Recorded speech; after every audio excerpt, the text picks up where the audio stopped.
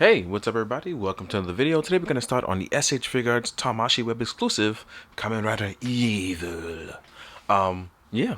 Everyone knows I enjoy Kamen Rider. I wish that I can do more and more Kamen Rider reviews, but time doesn't really permit it. So instead, I take a ton of photos for myself and never really post them. I got to be better about that.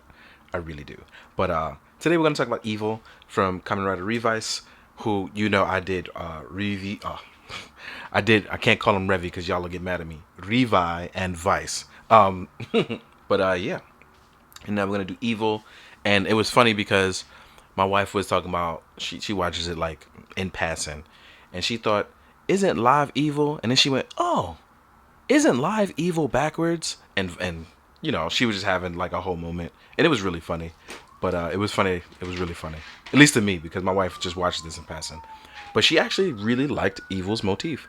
It was a bat design, and she loves Batman. But it was really cool, mostly because Evil has that. He was competent. You know what I mean? It wasn't one of those just revenge. It was like a little bit more than that. So the story arc for that was really cool, and I like that we really like. I like the story of Revice altogether. But anyway, I'm not talking about the figure enough, so let's actually jump into that.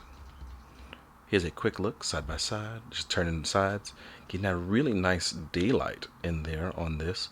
And I just really love this motif and design. It's so well done. I think the one true gripe I have with the figure is that because of the plating design here at the bend, it prevents it from getting a lot more articulation.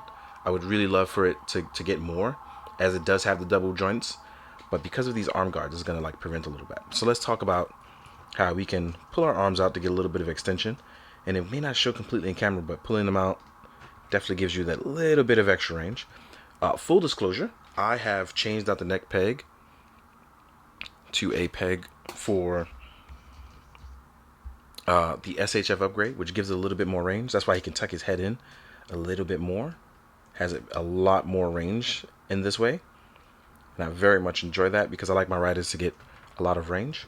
As far as lifting the arms up, we can go about this far, even with the pulling out of the arms. That's because our shoulder pads are going to get in the way.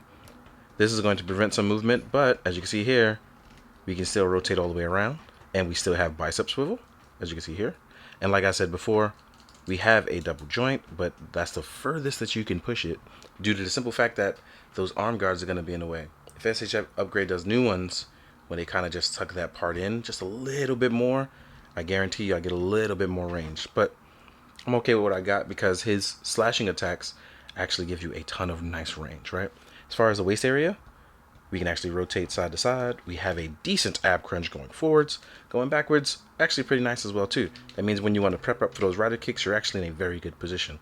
We have our belt, which gives you some wiggle room as you maneuver it around, which I'm totally fine with.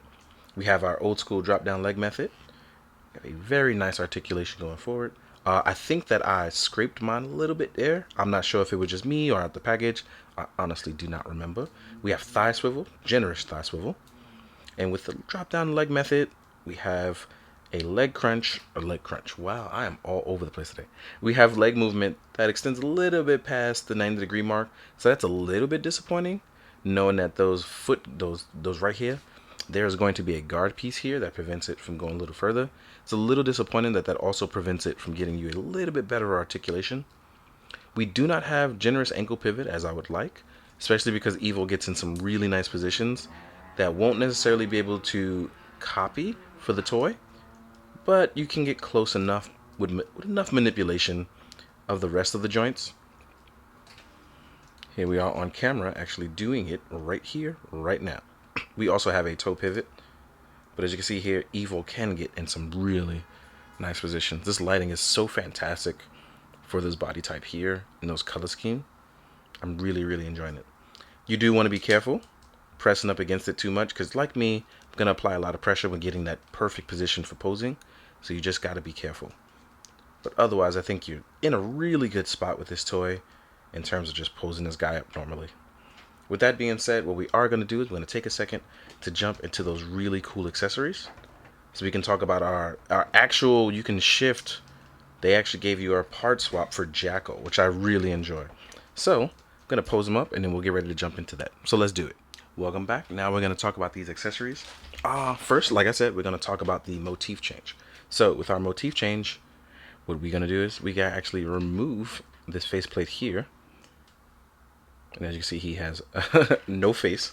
We're actually going to remove the chest piece as well. What I will not do is remove the vice stamp. And that is strictly because I want to talk about that in the accessories. I don't want to lose it as I'm looking for it, which I tend to do all the time. And I am having trouble removing his chest plate. That is a first, considering I've done it. Oh, there it is. I was about to say I've done it numerous times. So here we are with our jackal faceplate, and then our chest plate to match it.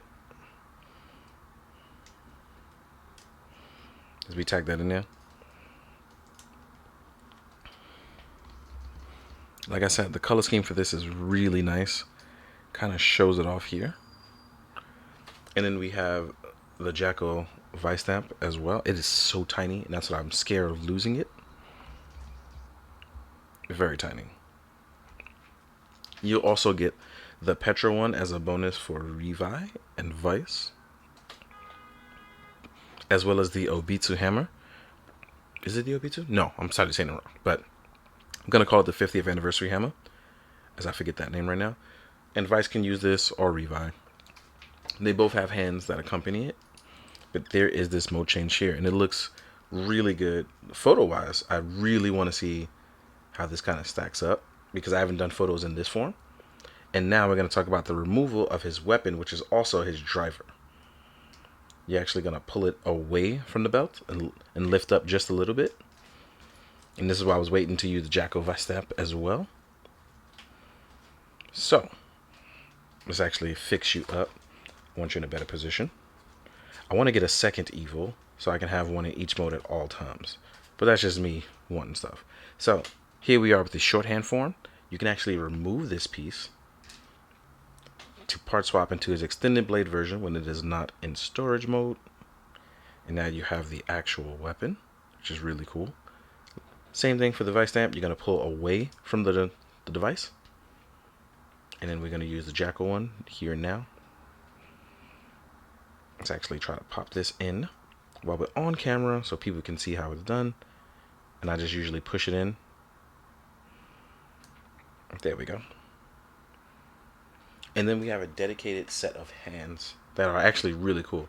So you'll obviously get your weapon holding hands, right? That's always a plus. You have those relaxed evil rider hands, which kind of you can use for pointing or antagonizing. You'll get some open action ones. Then you get the open bad guy hands, which I call these. These are your action palms. You can use these for gripping necks, attacking, just looking cool as claw attacks. These are really where it's at. And that's all you get accessory-wise with the jackal. And I just really love the way this looks. Jackal uses super speed. So hopefully when we get live, right, we get that same gimmick for live, where live used jackal and it did the head swap and stuff like that. I would love that. That would be great. With all that being said, though, now what we're going to do is we're going to take the time to jump into size comparison to see how Evil stacks up with both other riders, whether it's Cinco Ochos or it's normal riders, as well as with other lines. So let's get to it. I'm going to change him back into Bat as well, the Bat genome.